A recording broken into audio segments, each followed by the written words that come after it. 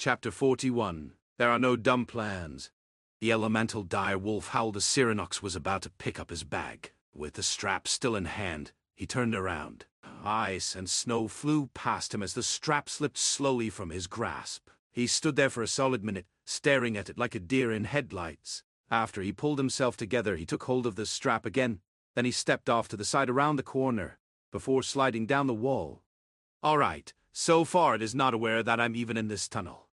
His thoughts spun wildly, considering all the possible ways he could meet his end in there.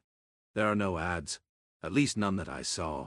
That means assault drones are less effective. There is no terrain advantage I could use in this fight. It holds domain over the frost. If I were to use 3 offensive drones, the fight. No, I need protection. That is absolutely mental. That will never work. But that is the only possible way I won't get torn to shreds.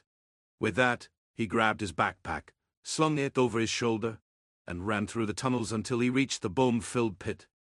4 offensive drones materialized behind him and flew into the tunnel he had just left. System notification. 4/4 active drones. 28 TP. ATP/min. Cyranox leaped from the highest plateau, his boots crunching through layers of bones as he landed in the pit below. He scrambled toward the wall, pressing himself against the cold stone beneath the overhanging ledges. Within seconds, the mental connection to his first offensive drone fizzled out, followed by another 3 seconds later. Without hesitation, he summoned 2 replacements, the blue sparks briefly illuminating the chamber before they shot into the tunnel. The air turned deadly cold. A vicious wind howled through the tunnels, carrying an icy blast that shot down the narrow passage into the chamber. Cyranox shuddered as the freezing wind bit at his exposed skin. He was trapped, unable to do anything but wait and hope his drones could buy him time. The ground trembled violently, and suddenly he lost the connection to 3 drones at once. A cascade of ice shards blasted from the tunnel entrance, scattering across the bone-strewn floor. Cyranox flinched as razor-sharp fragments whistled past his head, embedding themselves in the wall. Holy shit, how are you supposed to fight that thing? A brief thought flickered through his mind as he summoned 3 new drones and sent them into the tunnel. His plan was crude but clear. Inflict as much damage as possible before it came to an all-out fight. These drones didn't make it far. They were only halfway down the tunnel before they were annihilated. With a mental command, he ordered a retreat. 2 offensive drones emerged from the tunnel and flew past him, their beams flashing violet. Together with the newly summoned drones, they regrouped and continued firing down the tunnel. Cold fog billowed into the chamber as the elemental dire wolf emerged. In mere moments, the temperature plummeted to the point where he could see his breath in the air. Manually, he activated overcharge on each of the 4 drones. 4 thick violet beams curved through the air, striking something he couldn't see before vanishing down another tunnel. Right above him, a massive white claw dug into the ledge, carving deep grooves into it.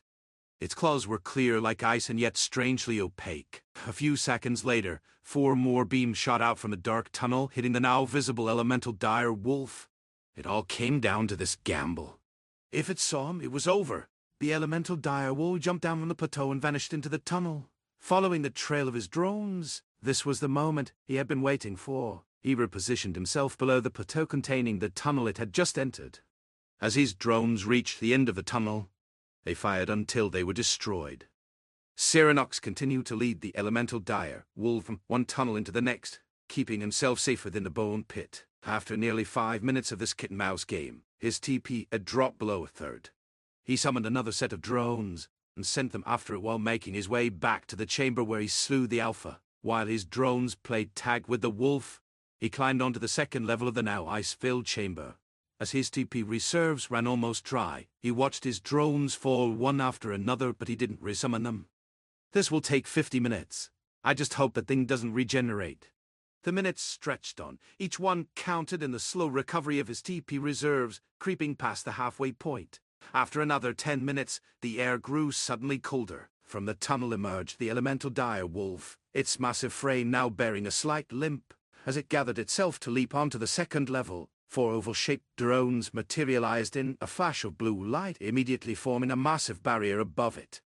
It lunged straight into the barrier, the impact echoing through the chamber as its massive body connected with the shimmering shield. Dazed, it stumbled back to the ground, shaking its head to clear the disorientation. Cyranox seized the moment, dropping from the second level and slipping into the tunnel while the wolf was still recovering. But the wolf recovered faster than he'd anticipated. Its crystalline eyes locked onto him, predatory focus cutting through the space between them. When it opened its maw, Cyranox braced for another howl, but instead a vicious hail of ice shards erupted toward him. He threw himself around the corner just as the deadly storm slammed into the barriers. One drone vanished in a flash of blue sparks, another was severely damaged with cracks spiderwebbing across its hull, while the third's barrier flickered violently, nearly depleted from the assault. That motherfucker has a fucking breath weapon. Cyranox scrambled to block the tunnel with his remaining drones. As one barrier shattered, another materialized to replace it.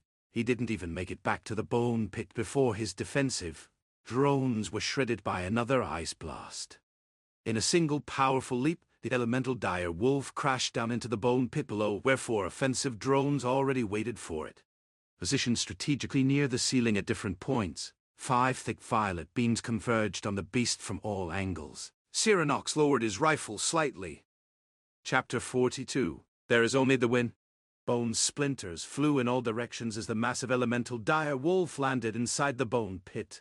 A dense fog enveloped almost its entire body, slowly sinking to the ground and obscuring the frost-covered floor. Wherever the fog touched, the ice thickened, crawling across bone fragments and stone alike. Pressed against a wall, his rifle already pointing towards the center of the bone pit, its barrel glowing a violent violet color. There was no time to admire it. 5 thick violet beams shot out from all across the chamber. Cyranox and his 4 drones unleashed the beams they had charged, tearing into the wolf's flesh and leaving streaks of strange blue blood that coated its silver fur. He pushed off the ground and sprinted, bone shards flying behind him as the massive wolf spun around. Ice cores carved deep grooves into the wall where he had stood moments ago. Cyranox hip-fired his rifle, striking the wolf's chest and leaving nothing but burnt silver fur behind. By then the fog covered the entire bone pit, the ground a solid piece of ice instead of the loose chunks and splinters of bone. His boots dug into the frozen ground, the jagged edges of bone fragments buried beneath giving him precious traction. He almost lost balance as his foot slipped, catching himself on a few protruding bones at the last second. Just as planned. With the normal shots proving ineffective, he overcharged his 4 drones and continued his sprint. In a split second, he dismissed one of his offensive drones to summon a defensive one, its barrier flickering on just in time to absorb the blow of the massive paw. The shield shattered together with the drone, buying precious time that he needed to dodge, pumping overcharge after overcharge into his drones. The wounds on the dire wolf added up. It whipped its head toward him just as the fog started to flow inward instead of outward. Switching out one offensive for a defensive drone, there was not enough time to summon multiple. One had to do. After pumping an overcharge into it, its barrier grew more dense, just as a torrent of hail and ice blasted against it. The barrier cracked and broke midway through. Cyranox had already turned around and made himself smaller, protecting his head.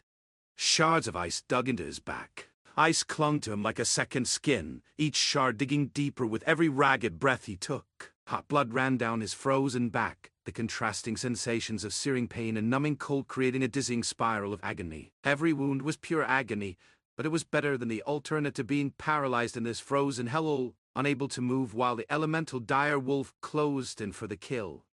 He gritted his teeth, the coppery taste of blood filling his mouth as he pushed himself up, his fingers slipping on the ice-covered bone fragments beneath him. The cold seeped into his bones, a relentless reminder that time was running out. With a trembling hand, Cyranox reached for the edge of the disc that materialized beside him. He barely managed to pull himself onto the travel drone before it yanked him away from the bone pit. Accelerating with brutal force, the drone shot into dizzying circles around the chamber, speed overwhelming the pain in his back. Cyranox squeezed his eyes shut against the blur of motion, grateful for the drone's unique property that only allowed intentional movements. Without it, the sheer G-forces would have torn him from its surface. Through his mental connection, he gathered what information he could from his drones. It was fragmented at best, just the number of active drones, their positions, and the persistent threat in the room. He couldn't pinpoint its exact location, only that it remained, and that knowledge had to be enough. This was not part of the plan at all. His vision blurred as the drones spun in dizzying circles, the chamber a kaleidoscope of frost and bone. Ice shards stung his back with every rotation, and his TP reserves drained faster than ever before. Lying flat against the travel drone, he squeezed his eyes shut, fighting against the vertigo that threatened to overwhelm him. For a split second, he forced his racing thoughts to slow, desperately searching for a sliver of hope in this frozen hell. With each shot his drones took, his TP lost a good chunk of its reserves. Can you all not focus the same spot? The unintended thought slipped out before he could stop it, and his drones responded instantly, swarming above the wolf-like vultures to a carcass. Their impulse emitters charge, the air crackling with building energy. Then they fired, not the scattered beams of before, but a single, devastatingly focused column of violet light. Even through his closed eyelids, the brilliant violet light burned through, followed by a sound that was a far cry from the normal soft buzzing hum, but an almost concussive roaring of unleashed power. But it wasn't the beam's blast that caught his attention, it was the whimper that followed. With each subsequent blast, the whimper grew more pronounced, mingling with the sharp crack of shattering stone and furious snarls. 2 shots, then his TP reserves hit empty. The overcharge ended as abruptly as it had begun. The travel drone shuddered to a halt on the highest plateau, its smooth descent replaced by a rough landing. Cyranox's eyes snapped open, the world swimming back into focus, after what felt like hours but had, in reality, been mere minutes of chaos. Cyranox peered over the edge of the plateau, his gaze falling into the bone pit below. The entire area had been transformed into a frozen wasteland, with ice covering every surface. Deep gouges scarred the landscape where ice claws had torn through ice and stone alike. In the center of this chaos lay the elemental dire wolf, still alive but grievously wounded. It no longer stood but lay in a pool of its own frozen blood, its breathing shallow and ragged. Between its shoulder blades, a gaping hole revealed shattered bone and torn muscle. That explains why it didn't come after me directly, Cyranox thought, his mind already calculating. Just stay down there. I'll put you out of your misery as soon as I get my TP back. He slid back from the edge, the cold seeping into his bones as he settled against the rock wall. The sight of the wounded beast below should have brought satisfaction, but all he felt was a hollow ache. The victory, if it could be called that, had cost him. He watched the elemental wolf, and it watched him back. Through its crystalline eyes, he could see the defiance still burning, though its body refused to obey its will. Both were trapped in a stalemate, unable to deliver the final blow. Time crawled by, each minute stretching into an eternity. The ice that had embedded itself in his back had melted, leaving raw wounds that continued to bleed, soaking through what remained of his shirt. With the TP that had slowly regenerated, he summoned a healing drone. The blue spark of its materialization cut through the gloom as it floated above him, its soft light casting a gentle glow on the frost-covered walls. The drone hovered directly over his back, and a warm beam enveloped him, knitting torn flesh and sealing wounds. System notification. 1/4 active drones. 6 TP. Plus 5 TP/min. I hope you don't mind, he managed, a painful chuckle escaping his lips as the healing energy coursed through him. Chapter 43. More than deserved. The elemental dire wolf snarled as the healing drone began its work on Cyranox's back, its crystalline eyes fixed on him with burning hatred. The massive beast's body trembled violently as it tried to push itself off the frozen floor, its front legs completely immobile. After several failed attempts, it gathered its remaining strength into its powerful hind legs and launched itself upward, crashing against the edge of the plateau before falling back into the bone pit with a pained whimper. The impact sent a shower of ice fragments flying upward, some landing near Cyranox's feet as he leaned against the cold stone wall. It didn't try again, simply lying there as its fog slowly filled the pit once more, a thick mist obscuring the scene below. The mist crept upward like a living thing, tendrils of cold air reaching toward the plateau, making the air so frigid that Cyranox could see his breath crystallize in front of his face. Despite the healing drone's efforts, his body remained sore, the deep wounds not completely healed despite the pale green light knitting flesh together with visible progress. 5 minutes later, Cyranox dismissed the healing drone, allowing his tech points to recover more fully. His body was patched up but still sore, the deep wounds not completely healed despite the drone's efforts. Time was ticking away, and he needed to finish this before the beast found another way to reach him or recovered enough strength for another desperate attack. With a thought, he pulled his rifle out of the storage ring. The familiar weight of the weapon in his hands brought a small measure of comfort. On his way toward the edge of the plateau, he summoned 4 offensive drones, the mechanical forms materializing in silent blue spark around him as he prepared for what he hoped would be the final confrontation. System notification. 4/4 active drones. 28 TP. ATP/min. Cyranox peered over the edge of the plateau, his gaze cutting through the thickening fog that enveloped the bone pit below, the cold air searing his lungs with each breath. The massive elemental direwolf's form was partially obscured by the swirling mist, but its location was unmistakable, crystalline, eyes gleaming even as its body lay broken on the frozen ground, defiance still burning in the depths despite the grievous wounds that marred its silver-white fur. The chilling silence was broken only by the faint, ragged breathing of the beast and the occasional crack of ice shifting somewhere in the depths below. He positioned himself carefully, boots scraping against the frost-covered stone as he pressed the stock of his Magita rifle MKI firmly against his shoulder, the familiar weight a cold comfort against his bruised body. Around him, 4 offensive drones flew over their violet light, casting eerie shadows against the frost-covered stone as they took their positions, their mechanical bodies humming with contained power. With a thought, he used overcharge on all of them, the air crackling with building energy as violet light intensified along his rifle barrel as well, the weapon growing warm in his hands as power surged through its systems. 50 TP. The violet glow intensified, reaching an almost blinding brilliance as Cyranox's rifle and drones approached the peak of their overcharged state, the air crackling with raw energy that made the hairs on his arms stand on end. Below, the elemental dire wolf stirred, its crystalline eyes burning with a final act of defiance as it lifted its head weakly from the frozen ground. The fog in the bone pit swirled inward, gathering around the wounded beast like a shroud, the cold mist thickening with every ragged breath it took. The moment Cyranox saw the shifting mist coalescing around the wolf's maw, he threw himself backward, his body hitting the frost-covered stone just as a torrent of ice erupted from below. The blast shattered his 4 offensive drones in an instant, their violet lights extinguishing in a shower of blue sparks that rained down upon the frozen landscape. The cold was so intense that it seeped through his clothes, making his teeth chatter as he lay there, panting. "Are you fucking kidding me?" He growled, his voice rough with frustration, each word ragged as he pushed himself up with trembling arms. Now I have to wait another 10 minutes just to regenerate enough tech points. His knuckles were white where he gripped the rifle, a metal cold against his skin as he fought the urge to hurl it into the pit.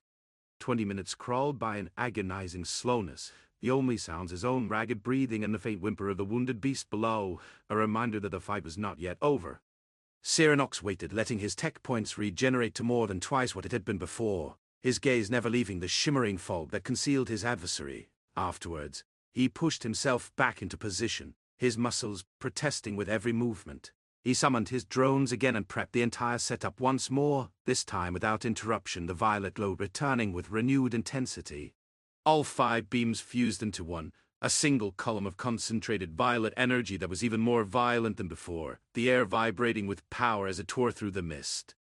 For a brief moment, the entire chamber was bathed in blinding light, the only sound a soft, humming buzz as the energy traversed the short distance to its target. There was no explosion, just an intense, blinding flash and a deep, vibrating tremor that shook the very foundation of the cavern, the force of it making his bones ache. A shockwave followed, making his ears ring and sending ice crystals cascading from the ceiling like a sudden, frozen rain.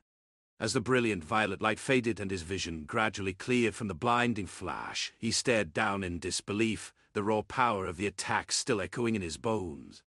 There was a perfect, cauterized hole straight through the elemental dire wolf, the overcharged beam having passed through its massive body, without stopping, continuing to burn a small crater into the frozen bone pit below.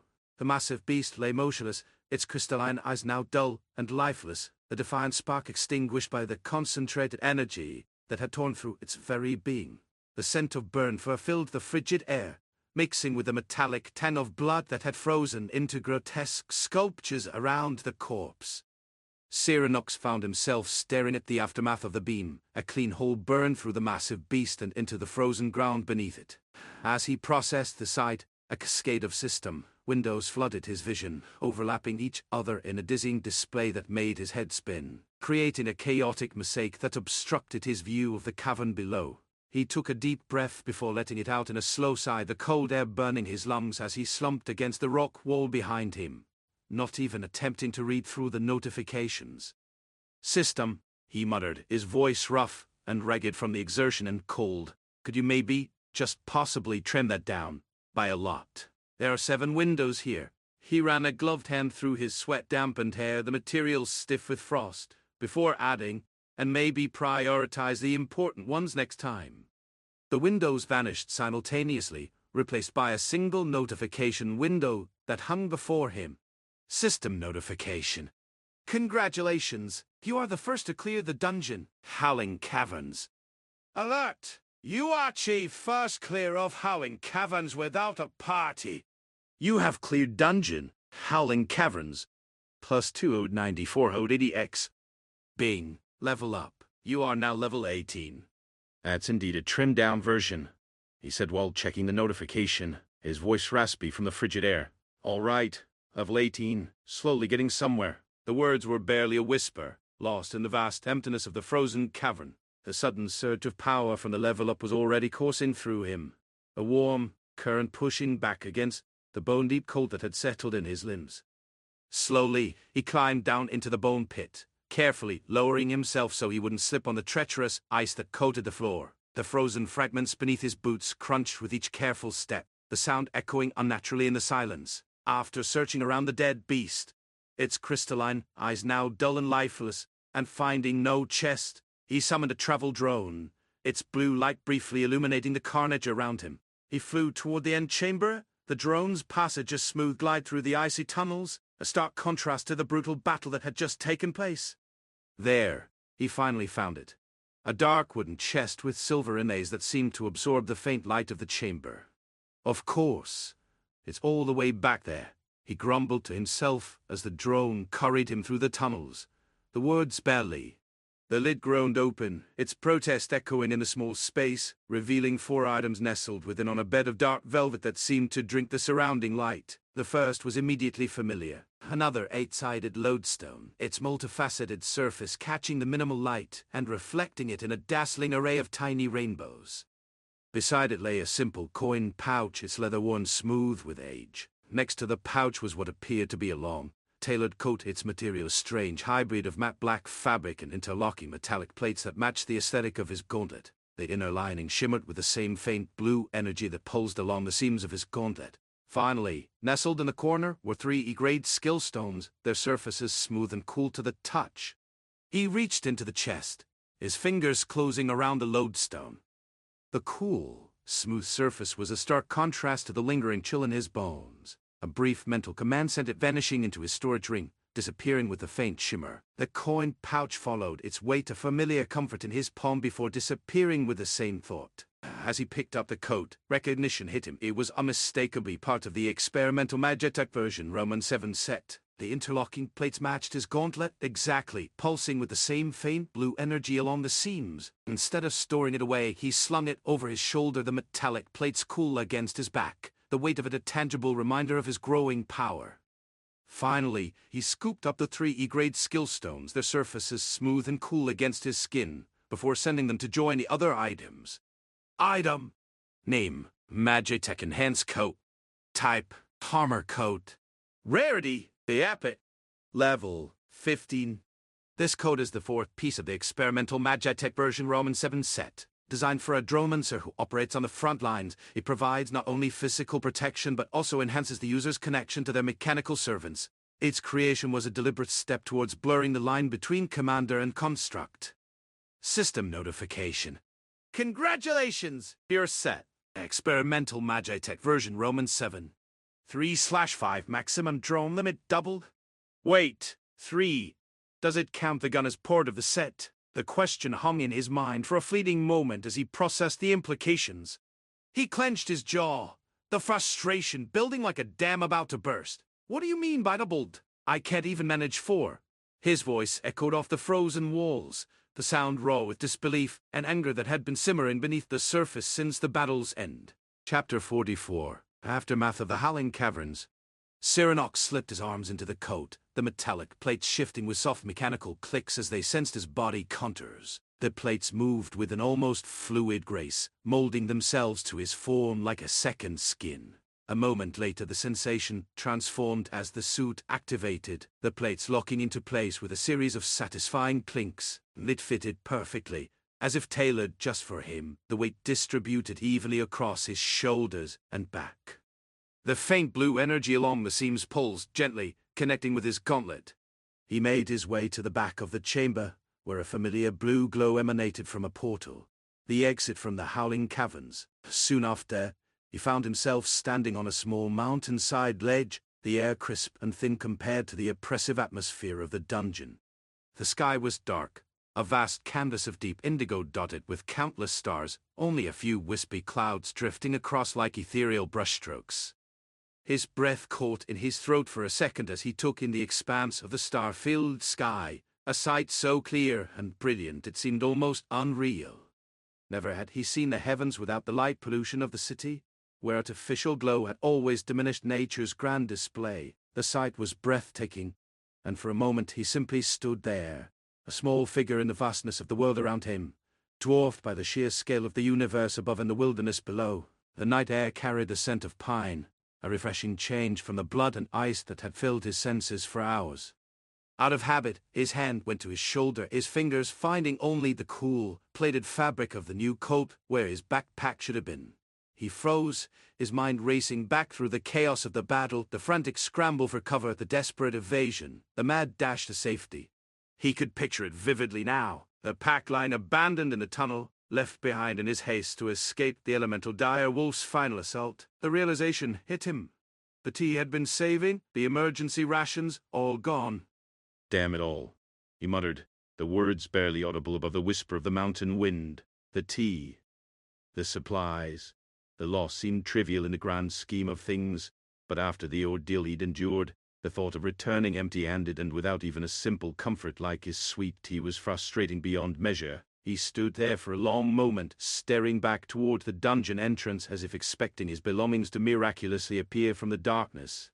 The night air grew colder, a biting wind picking up and chilling him through his new coat. Finally, he shook his head slowly, a wry, humorless smile touching his lips. It was the kind of absurd mistake that happened when you were too busy trying to stay alive to remember basic survival essentials.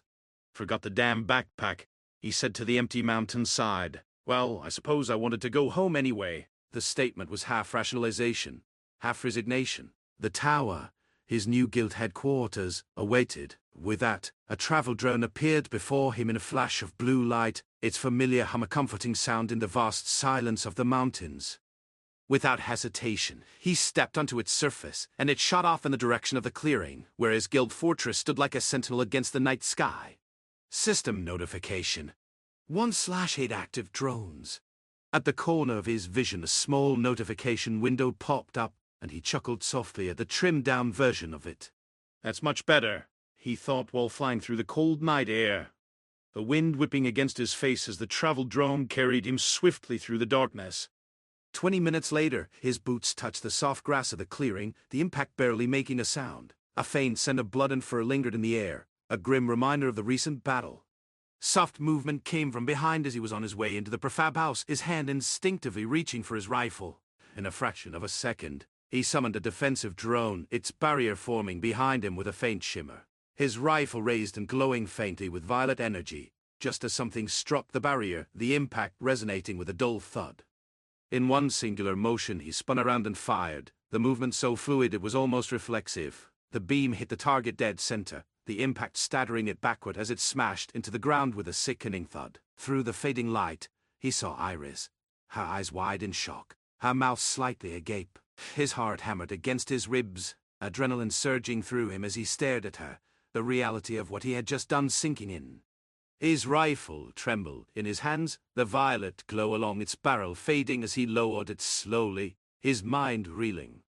With a thought, the defensive drone dissolved into a shower of blue sparks, leaving them alone in the dim light. For a long, tense moment, the clearing was silent except for the rustle of leaves in the breeze. Iris lay on the ground, a blackened hole in the center of her chest, her clothes smoldering slightly. The rifle vanished into his storage ring as 4 healing drones materialized above them both, a green light washing over her, sealing the wound and knitting burned flesh back together. I almost killed her, he thought, his breath catching in his throat as he watched the healing process. She didn't move for several seconds, her gaze locked on him with an unreadable expression, and she pushed herself up, her movements slow and deliberate as she tested her newly healed skin, her fingers tracing the area where the wound had been. She stood a few meters away, her silver eyes fixed on him, a mixture of shock and something else he couldn't quite name. "I did not anticipate that reaction," she said finally, her voice measured and calm despite the close call. "I was merely attempting to greet you upon your return." Cyrannox couldn't find the words, the lump in his throat making it impossible to speak. He had reacted on pure instinct, the memory of the howling caverns still fresh in his mind, the cold wind, the howling, the constant threat of ambush. It had all come flooding back the moment he heard movement behind him, his body moving before his mind could process. He looked at Iris and saw the trust in her eyes, a stark contrast to the fear he had just instilled. He started, the word catching in his throat like sandpaper. The Howling Caverns. They were intense. He took a deep, shuddering breath, forcing himself to meet her silver gaze, which seemed to pierce right through his excuses. "I didn't realize it was you." The words sounded hollow even to his own ears, a pathetic attempt to explain the inexplicable. Iris took a step closer, her expression softening slightly as she processed his words, the anger he had expected never materializing. She reached out a hand, hesitated for a moment as if testing the air between them, then gently touched his arm, her fingers cool against his heated skin. "I understand," she said softly, her voice carrying no accusation. "The system alters more than just our bodies. It changes our minds, our instincts." Her gaze drifted toward the darkened forest beyond the clearing. "You survived. That is what matters." Her words were a balm, but the image of her falling to the ground, scorched and bleeding from his own shot, was seared into his mind with violet fire. He had faced monstrous beasts and survived brutal battles, but this was different. This was a wound no healing drone could mend, a scar that would remain long after his physical injuries had faded. He had almost destroyed the one person in this new world who was completely, irrevocably loyal to him. Chapter 45, The Weight of Survival. "Iris, how are the 4 young ones doing?" Cyrannox asked, his gaze distant, his dark eyes still haunted by the violet afterimage of his own weapon firing at the only person who had shown him unwavering loyalty in this brutal world. "They are safe. They have been staying in the house since you left," she replied, her voice still calm, but with a hint of concern that didn't escape his notice. Her silver eyes observed him carefully, reading the tension in his shoulders that hadn't eased since his return. Cyrannox nodded slowly, his mind still reeling from the near-fatal mistake. He had almost killed Iris. The thought was a constant weight in his mind, a reminder of the thin line between survival and destruction in this new world. He had become a monster, a being who reacted with lethal force to the slightest perceived threat. In the dungeons he had found a part of himself, a part that was once only possible virtually, that primal, bloodthirsty joy in domination and destruction that both thrilled and terrified him.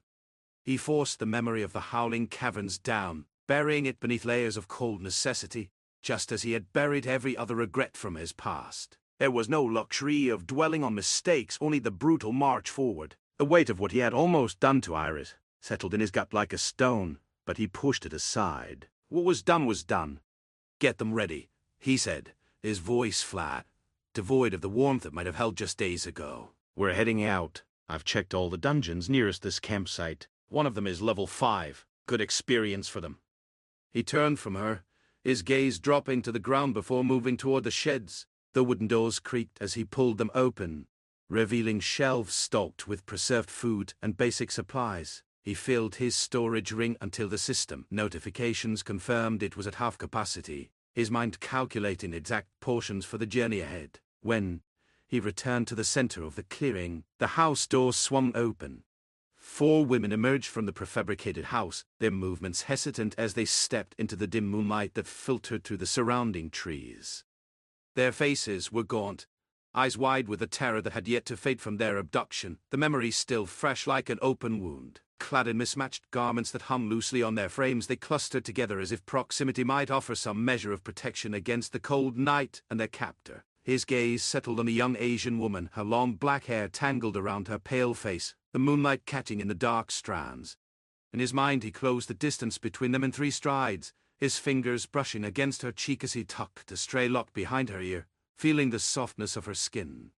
With a short, soft shake of his head, he banished this thought. Instead, he let his gaze drift over all of them once, noting the subtle differences in their reactions. "I'll power level you all," he said, his voice low and even, devoid of emotion, "until you can handle it yourselves, without me losing my property." After a short thought, he corrected himself, the word tasting wrong even as he said it. "Assets. My assets." With a flick of his wrist, 3 travel drones appeared, their blue light briefly illuminating the clearing before settling into a soft hum. 2 on each drone, Cyranox commanded, his voice flat as he turned away, not waiting for a response. "We're wasting time." The women flinched at his tone, a sharpness cutting through the night air. Lana and Carmen shuffled closer, their hands finding each other in the gloom, fingers intertwining like frightened children. Vanessa's jaw clenched, a spark of defiance burning in her eyes for a brief moment before it was snuffed out by the crushing reality of her powerlessness. Sarah simply stared at him, her expression a hollow mask of resignation as she moved to obey, guiding the younger ones toward the drones. They mounted the drones in silence, the hum of the match attack the only sound between them, a mechanical heartbeat in the stillness of the night. Iris took her place at the rear, a silent, looming presence that needed no words to remind them of their fate. The drones lifted off, cutting through the night air as they accelerated toward the waiting dungeon portal, the wind whipping at their clothes. Cyranox felt a weight against his back. He glanced down to see Iris clinging to him, her snout buried in the crook of his neck, her body pressed tight against his, seeking comfort or perhaps offering it in her own strange way. "Iris," he said, his voice low, "you don't need to hold on so tightly." Her grip only tightened, her claws pricking through the fabric of his new coat, barely breaking through the metallic plates beneath. Warm breath fanned across his skin as she tilted her head up, her silver eyes catching the faint moonlight like 2 chips of polished ice. "I know," she murmured, the sound a low rumble in her chest that vibrated through his back. "I want to." Her gaze held his for a moment longer, something unreadable swimming in those silver depths before she buried her snout back against his neck. The connection was a silent, unbreakable thing, a comfort that gnawed at the edges of his control. He let her be, a faint sigh escaping his lips as the drones sped through the darkness toward whatever fresh hell awaited them. The drones descended into the clearing where the hollow tree stood, Iris's body still pressed tight against his back. Her teeth grazed the skin of his neck, a light, testing pressure that sent a shiver down his spine despite the warmth of her breath. As they reached the ground and the drones dissolved into sparks of blue light, she let out a soft whimper against his skin, the sound vibrating through his body, a strange mix of fear and contentment that confused him more than the dungeons ever could. Cyranox stepped away from her, his boots crunching on the dry leaves as he approached the pulsing portal. He tapped it with his finger, a gesture more for his own satisfaction than necessity, feeling the strange energy ripple beneath his touch, a sensation that was both familiar and deeply unsettling. System notification. Dungeon, burrowing depths. Level 5. Status 12 min. 12 minutes until it resets, he announced to the group, his voice flat and devoid of warmth. He moved to a cluster of moss-covered rocks nearby, the damp chill seeping through his new coat as he settled himself atop the largest one, making it clear this was not a discussion among equals, but a directive from a position of absolute authority. "Here's how this works. We enter together, stay at the entrance. You 4 don't go deeper." His eyes swept over them, lingering on their varied expressions of fear and defiance, taking in every flicker of emotion. "When it's cleared, you leave. I'll collect the loot." He paused, letting the simplicity hang in the air like the scent of pine and earth, before looking directly at the women who stood clustered together like frightened sheep. Vanessa's back stiffened, her hands clenching at her sides, knuckles white. What's the catch? You're not doing this out of the goodness of your heart. Her voice carried the sharp edge of someone accustomed to finding the trap in any offer, each word laced with suspicion born from experience. Cyranox leaned back against the rock, a faint smirk playing on his lips that didn't reach his eyes. You're weak. This world has no room for the weak. He thinks before he speaks, the words tasting like ash in his mouth. They get exploited. I don't want to be out for days in some god-forsaken dungeon, worrying that someone might lay his hands on you. So, I will make you so strong that this won't happen. Call it a moral obligation. Cyranox turned to Iris and with a short huff of a laugh that sounded more like a dry cough. Never mind, Iris, you will do this one on your own. Be careful and don't push yourself too hard. There is no need to rush. Then he turned back to the others, his gaze sweeping over them once more. You will come with me into the web tunnels. That should give you a good amount of levels.